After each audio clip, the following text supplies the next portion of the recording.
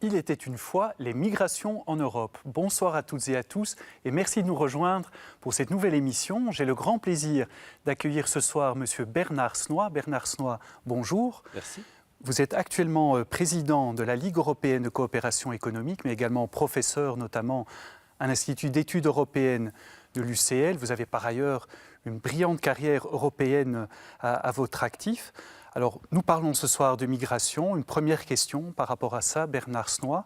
Est-ce que selon vous, il existe effectivement une crise des migrants en Europe ? Oui, il y a une crise en ce sens qu'il n'y a plus de consensus, comme il y en avait peut-être autrefois, sur le caractère positif des migrations. Si vous appartenez à la corporation des économistes, je crois qu'il y a quasi-unanimité parmi les économistes pour dire que les migrations sont une bonne chose qui permet une meilleure allocation des ressources humaines dans l'espace européen et surtout une manière aussi de compenser le déclin démographique de l'Europe. Mais ce consensus a maintenant sauté. Et donc, nous devons regarder les choses de beaucoup plus près et nous devons être en mesure aussi de répondre d'une manière constructive et positive aux arguments de ceux qui ne partagent plus ce consensus. Et comment expliquez-vous que ce consensus a été perdu ? Pourquoi est-ce qu'il y a cette crainte, cette peur des migrants aujourd'hui dans les pays européens ? Écoutez, oui, il y a eu évidemment la crise de 2008 qui a beaucoup déstabilisé nos sociétés.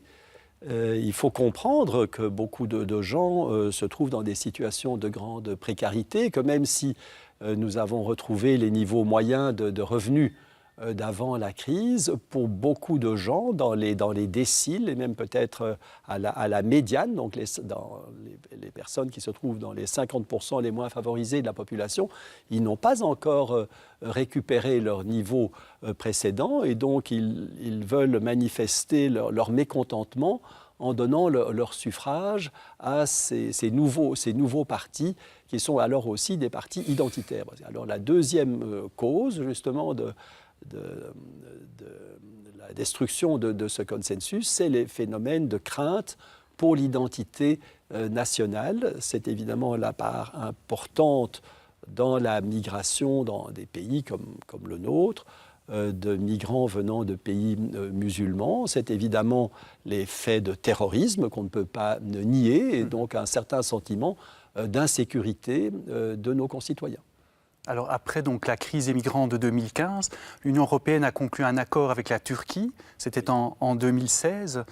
Donc selon cet accord, des migrants qui venaient ou des demandeurs d'asile venant notamment du Moyen-Orient devaient être refoulés vers la Turquie s'ils n'obtenaient pas l'asile. Quel regard portez-vous sur cet accord ? Est-ce qu'il est conforme selon vous aux valeurs européennes ? Écoutez, il n'est certainement pas très conforme aux valeurs européennes, mais il est quelque chose à quoi même des personnes que nous estimons, comme Mme Merkel, se sont senties acculées.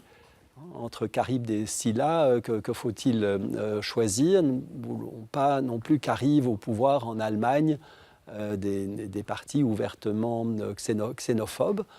Donc il faut faire parfois des arrangements qu'on espère être temporaires. Moi-même, j'apprécie beaucoup l'action d'un mouvement comme Sant'Egidio, qui, dans ce contexte très difficile, parvient malgré tout à négocier des couloirs humanitaires et l'entrée tout à fait légale dans notre pays d'un certain nombre de réfugiés.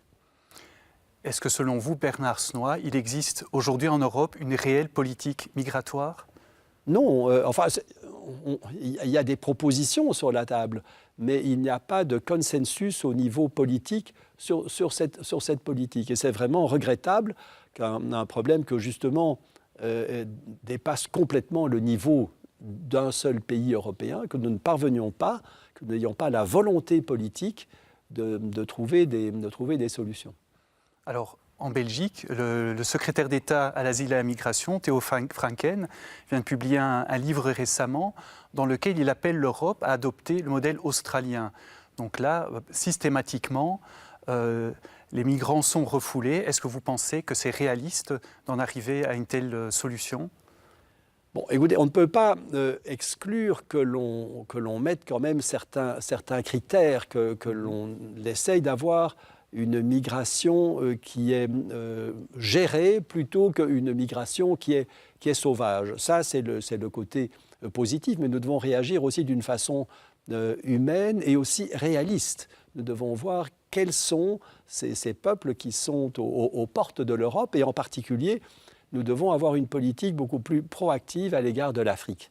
Nous devons prendre conscience que 75% de l'augmentation de la population entre maintenant et 2050, la population mondiale, va se réaliser dans l'Afrique au sud du Sahara. Et donc là, ce n'est pas la solution australienne qui va pouvoir s'appliquer. Il va y avoir des migrations très importantes venant du continent africain, et il vaut mieux alors gérer cela autant que possible dans un partenariat respectueux avec les pays d'Afrique, un partenariat qui va aussi énormément pousser au développement de ces pays. Est-ce que pour vous, bien sûr, il existe une coopération belge au développement? Est-ce que ce qu'on fait, ce que fait la Belgique ou ce que font en général les pays de l'Union européenne est suffisant pour arriver véritablement à un développement de l'Afrique? Est-ce que c'est notre responsabilité aussi? Ce que l'on fait n'est pas mauvais, mais est insuffisant. Et nous devons surtout investir en Afrique, et c'est là que j'apprécie beaucoup ce que Jean-Claude Juncker a annoncé et qui s'inspirait un peu de l'expérience de son plan Juncker dans l'Union européenne. Nous devons beaucoup plus massivement investir dans l'éducation, investir dans les infrastructures et soutenir les entrepreneurs africains. Nous ne réalisons pas à quel point il y a des progrès en Afrique. Il y a toute une nouvelle génération d'Africains qui sont d'excellents jeunes managers. Il y a beaucoup de développement aussi même de la science, de l'innovation. Des pays comme l'Afrique du Sud, le Nigeria, pourront être dans quelques années, peut-être même à la pointe dans certains... donc nous devons changer notre regard sur l'Afrique et vraiment viser au co-développement. Alors, est-ce que finalement... on va poser la question comme ça, l'arrivée des migrants rapporte plus aux pays de l'Union européenne qu'il lui coûte? Et si c'est le cas, pourquoi les politiques ne le mettent pas davantage en valeur? Eh bien, donc moi je crois qu'il y a un enrichissement économique dans les flux migratoires, il y a un enrichissement culturel, mais évidemment, il y a aussi la menace terroriste qu'on ne peut pas éluder. Et en Belgique, nous devons tirer les leçons de certaines choses qui se sont passées, que ce soit à Molenbeek ou ailleurs. Nous devons aussi être réalistes, nous devons aussi écouter les gens. Il ne faut pas avoir un langage arrogant vis-à-vis de ce que disent les gens, même quand ils ne partagent pas notre avis. Mais en même temps, nous ne devons pas cesser de plaider une vision humaniste et fraternelle à l'égard des migrants, et aussi un peu donc bien distinguer la question des migrants économiques et la question des réfugiés. Et dans le cas des réfugiés, je crois qu'il faut vraiment que chaque pays d'Europe apporte une contribution, bon, peut-être pas nécessairement proportionnelle à sa population. Il faut tenir compte des états d'âme peut-être qu'il y a en Europe centrale et orientale, où ils n'ont pas été des pays colonisateurs, donc ils n'ont pas l'habitude d'une mixité sociale ou raciale telle que nous l'avons. Alors peut-être une dernière question, Bernard Snoy, vous évoquez l'Italie. Est-ce que l'arrivée au pouvoir en Italie de partis souverainistes, n'est pas due aussi à un défaut de l'Europe par rapport à la gestion migratoire? On sait l'Italie a dû accueillir beaucoup de migrants ces dernières années. Nous n'avons pas fait preuve vis-à-vis de l'Italie de la solidarité dont nous aurions dû faire preuve. Nous avons tourné la tête un peu de l'autre côté. Nous leur avons laissé porter une part plus que proportionnelle dans la gestion de ces arrivées.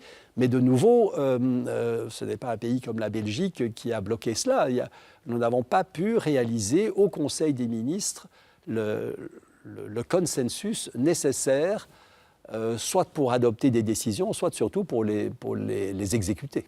Bernard Soye, merci beaucoup de nous avoir parlé des migrations ce soir. Merci à vous, chers amis, d'avoir été avec nous encore une fois. Vous pouvez revoir cette émission sur Ovio ou sur le site catobel.be. Bonne nuit à toutes et à tous et à très bientôt.